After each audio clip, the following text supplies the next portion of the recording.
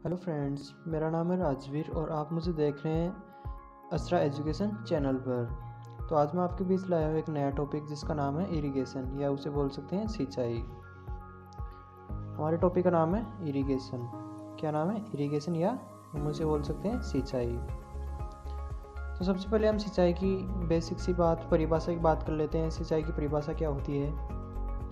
तो सिंचाई की परिभाषा होती है फसल उत्पादन एवं पौधों की बढ़वार हेतु आवश्यक नमी बनाए रखने के उद्देश्य से कृत्रिम रूप से मृदा में जल देने को क्या कहते हैं? सिंचाई। इसका मतलब है कि अगर फसल के उत्पादन का मतलब फसल से उपज लेने के लिए, फसल की ग्रोथ बढ़वार के लिए और फसल में आवश्यक नमी बनाए रखने के लिए मृदा में कृत्रिम रूप से क्या देते हैं? जल देते हैं। उसे क्या बोलते हैं? सिंचाई। इसके बाद आता है पादप का 85% भाग जल से बना होता है, जबकि जलीय पौधों का 95% भाग जल होता है। इसका मतलब है जो अपना एक प्लांट होता है इसका जो 85% भाग है वो किससे बना होता है? जल से बना होता है। किससे बना होता है? जल से बना होता है।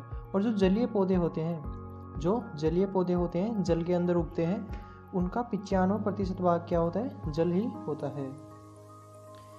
इसके बाद आता है सिंचाई के मुख्य स्रोत। सिंचाई के स्रोत वह स्थान है जहाँ पर जल एकत्रित रहता है, जिन्हें जल भंडार भी कहते हैं, जैसे कुआं, नहरें, तालाब, बावड़ी, झील, झरने, सीवर, नदियाँ आदि। इसका मतलब है कि सिंचाई के स्रोत से मतलब है कि जहाँ पर जल एकत्रित रहता है, जहाँ पर जल इकट्ठा होता है, उन्हें क्या कहते हैं? सिंचाई के स्रोत कहते हैं। या ऐसे बोल सकते हैं जल का भंडार उसे क्या बोलते हैं? सिंचाई के मुख्य स्रोत। जैसे कुआं हो गया, नहरें हो गई, तालाब हो गया, बावड़ी हो गई, झील, झरने, सीवर, नदियाँ आदि, ये क्या है? सिंचाई के स्रोत। सिंचाई के साधन वे यंत्र हैं जिनकी सहायता से सिंचाई के लिए जल भंडारों से जल निकाला जाता है, जैसे रहेट, ढेकली, चरस, बेड़ी, पवन चक्की, ये एक ही है, पवन चक्की, पंप सेट, बर्मा आदि। सिंचाई के यंत्र से क्या मतलब है? सिंचाई के यंत्र से क्या मतलब है कि अगर सिंचाई के जहाँ पे स्रोत है वहाँ से रहेट के द्वारा, ढेकली के द्वारा, चरस के, बेड़ी, पवन चक्की के द्वारा या पंप सेट या बर्मा के द्वारा ये सिंचाई स्रोत से जल निकालने के यंत्र है। क्या है? जल निकालने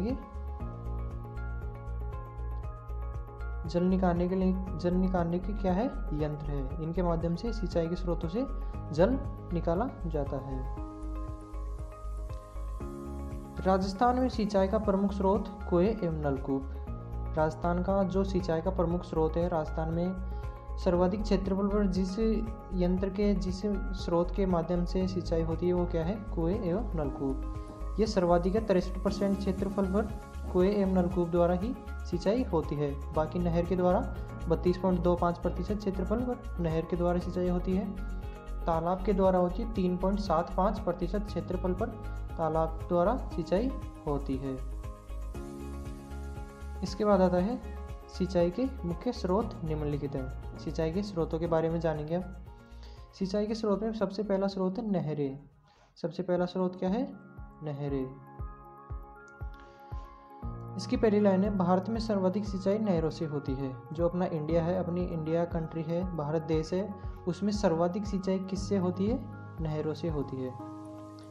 राजस्थान में मुख्यतः हनुमानगढ़, श्रीगंगानगर, बीकानेर, भीलवाड़ा, कोटा, बूंदी, सवाई माधोपुर, अलवर, जालौर आदि जिलों में नहरों से 60% से अधिक क्षेत्र पर सिंचाई होती है। यानी कि जो ये नहरें हैं राजस्थान में मुख्यतः हनुमानगढ़, श्रीगंगानगर, बीकानेर, भीलवाड़ा, कोटा, बूंदी, सवाई माधोपुर, अलवर, जालौर आदि जो जिले हैं उनमें 60% से भी अधिक नहरों द्वारा सिंचाई होती है। इसके अलावा भरतपुर, जयपुर, झालावाड़, चित्तौड़गढ़, सीकर, बांसवाड़ा आदि में भी कुछ क्षेत्रफल पर नहरों द्वारा सिंचाई होती है। अब आता है नहरों के प्रकार। नहरें कितने प्रकार की होती है? 2 प्रकार की। नहरें कितने प्रकार की होती है? 2 प्रकार की। पहला प्रकार है अनित्यवाही नहरें या बरसाती नहरें। तो इनका मतलब है, अनित्यवयी नहरों का मतलब है कि जो मौसमी नहरें भी बोल सकते हैं एक प्रकार से हम इसे, कि जब वर्षा ऋतु स्टार्ट होती है, जब वर्षा ऋतु शुरू होती है तभी ये सिंचाई के काम आती है। जब वर्षा ऋतु शुरू होती है तब ये नहरें बहने लग जाती हैं और तभी ये सिंचाई के काम आती हैं। जैसे कृष्णा कावेरी डेल्टा क्षेत्रों में इस प्रकार की नहरें पाई जाती हैं, यानी कि ये ऐसी नहरें हैं जो वर्षा ऋतु में ही काम आती हैं। दूसरी आती है नित्यवाही नहरें या बारहमासी नहरें। तो इनका मतलब क्या है कि इनमें पूरे वर्ष पानी बहता रहता है और यह पूरे वर्ष सिंचाई के काम आती है, यानी कि इन नहरों में पूरे वर्ष 12 महीने पानी बहता रहता है और ये पूरे वर्ष सिंचाई के काम आती हैं।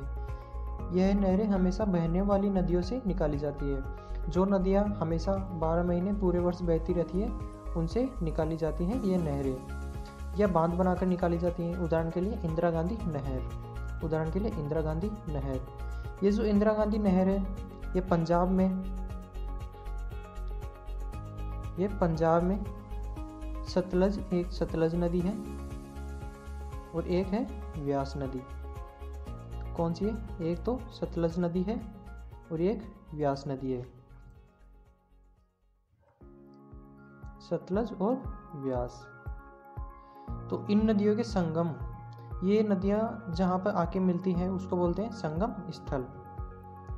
तो उस संगम स्थल पर एक बांध बनाया गया है जिसका नाम है हरिके बैराज। क्या नाम है उसका? हरिके बैराज। तो उस हरिके बैराज बांध से ये इंदिरा गांधी नहर निकाली जाती है।